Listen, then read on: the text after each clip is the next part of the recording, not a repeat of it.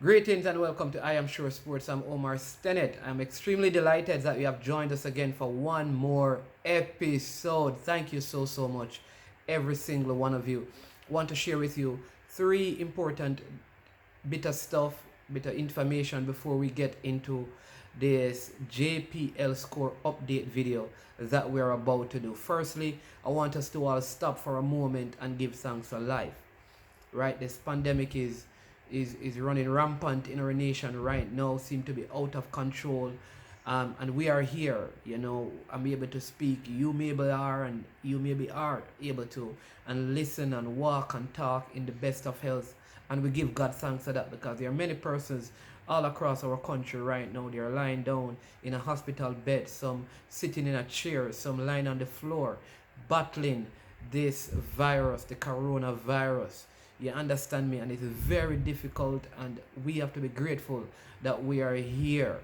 But not only that, we have to stop and pause and thank our doctors, nurses, porters, persons who head the regional health authorities all across Jamaica, for all the ambulance drivers, for all the work that they are doing, for being out there in the front of the battle fighting this pandemic. I'm talking those in the private sector and those in the public sector. We appreciate your hard work, your dedication, your commitment, and your sacrifice, and the seeds that you're sowing. We may not be able to reward you, but in due time you will reap a reward if you faint not. So keep on doing the good work. We know you love it. You are better at it than us. And I can tell you this, what some of you are doing out there, I would not be able to do it. So big up, thank you again and again and again and again. You're all 5-star generals in this thing. I'm telling you that. Same thing for the police officers and the other members of the security forces out there holding up the curfews to ensure that law and order is maintained in these trying times. Now, to our quick JPL score update for last weekend. But before I go there, stop for a while and take a look around you. Go to the subscribe button and hit the subscribe button right now. Subscribe to the channel if you have never.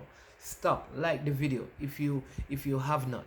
Make a comment if you never have, and then share the video with somebody else. Please tell somebody else that this is going on and they need to support the work of I Am Sure Sports, right? Because we try to provide good content regularly so you can hear what is happening. You may not have access to some of the stories that we have, and we share that with you. So like and share right now. Subscribe to the channel. We want to hit 800 this week as we grow steadily, slowly, and surely. Now to our score update. Waterhouse 4, Arnett Graden 1. Tivoli 1, Vere United 0. Cavaliers 2, Mount Pleasant 3.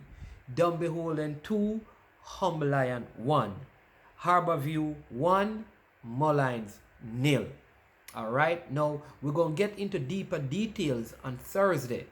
Every Thursday from 2 to 4, we do a JPL preview review show with Rudolph Speed.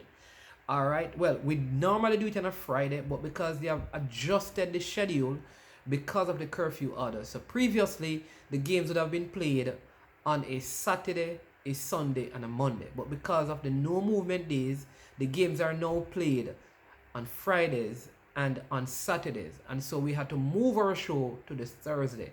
So this Thursday at 2, we will go through all the scores again and get into more details. This is just a quick update so you can start, coming with your questions for our Thursday show.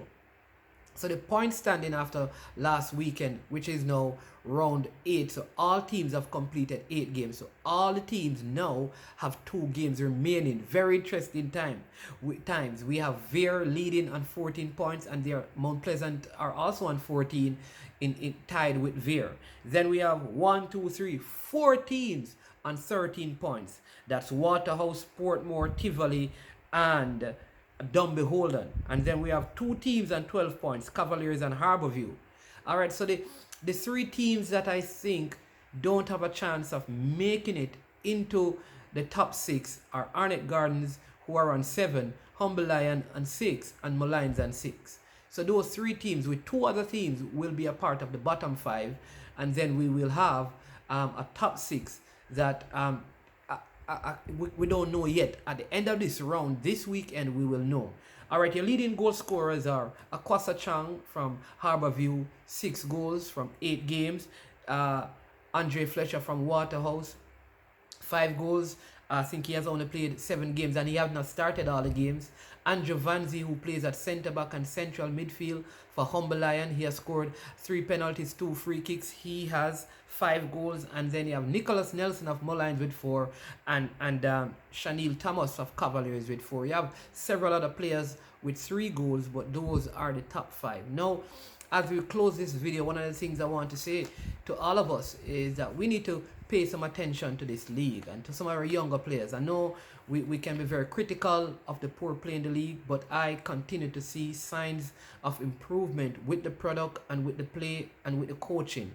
It's not the best league in the world, but it is not the worst league in the world. And kudos again to the organizers and the players and the coaches who dedicate their time, and all the players who once played who have moved on.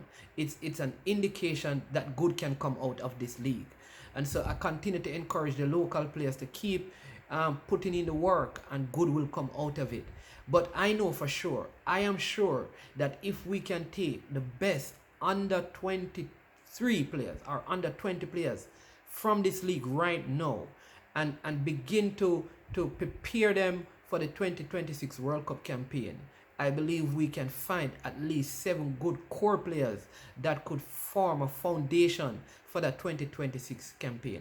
There are so many of them, but I could call some names. There's a Harding that plays right back at Harbour. There's a Campbell that plays left back at Waterhouse. There is Mokynes that also plays at Harbour. Akwasa Chang is very good. Priestley is very good. He's also at Harbour. There's a tall midfielder called Stewart there. Very good midfielder as well. Cavaliers have Atkinson. They have Webster.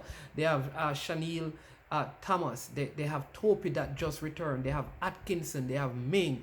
They have King. Very good players. Mount Pleasant have Young Christie coming on. They had Campbell, Devontae Campbell. I mean, you see Jordan Fletcher coming back, playing some good football. Alwyn Harvey, Daniel Green. All these guys are some young players. You have out in Portmore, Omar Reed. You have Mokynes. You have Molynes integrating some young players. You see some young players at Tivoli Garden. You see this new player called Horatio Morgan.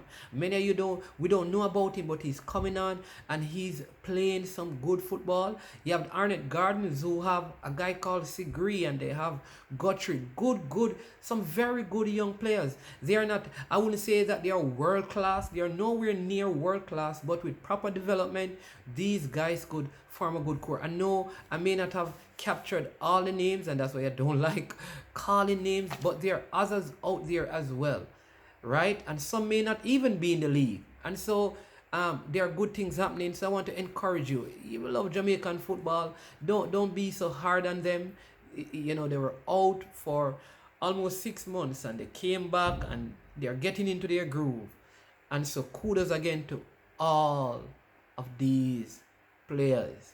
Listen, again, thank you for tuning in. Like, share, comment, and subscribe to the video. Remember, don't miss our show on Thursday.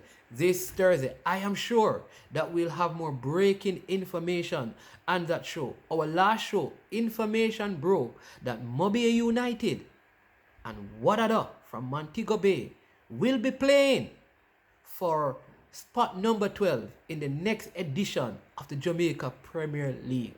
I am sure that a team from Western Jamaica will be in it. We may have a surprise for you on this week's Thursday show. Check it out. No doubt, I am sure sports. I am over and out.